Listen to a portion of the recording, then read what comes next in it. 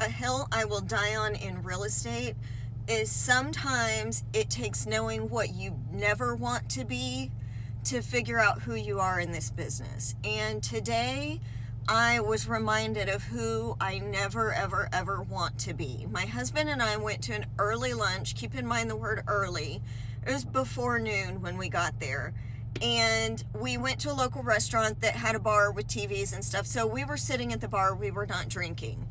There was a gentleman next to us that was obviously a few drinks deep, taking phone calls as loud as possible, which is where I ascertained that he's in real estate, putting his client on speakerphone, begging him to meet at a showing, like all the high pressure stuff, gets off the phone with him, and then is like loudly banging his fist on his iPad at the bar about how he's got to make this work, and he feels like his client's getting discouraged and he's got to make this sale today, and then gets his client back on the phone on speakerphone at the bar and basically badgers him into an appointment at 1:30 today.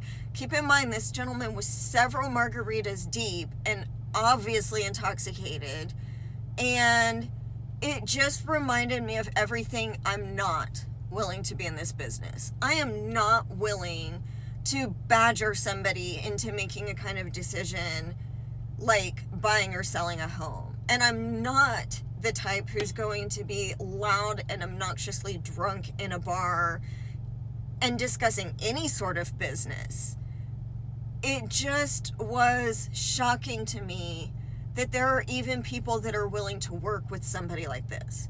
So again, some of finding out who you are in a sales-based role like real estate is figuring out what you never want to be and never falling into those patterns. And I'm sure he's got his, script memorized with inflection points and all of those things. And I'm sure in a normal scenario, maybe he's a great guy, but it gave me such an ick, I couldn't even get out of there fast enough. And he kept trying to talk to us, and I was like, please, dear Lord, baby Jesus, don't let him know that I'm in real estate. Please don't connect the dots.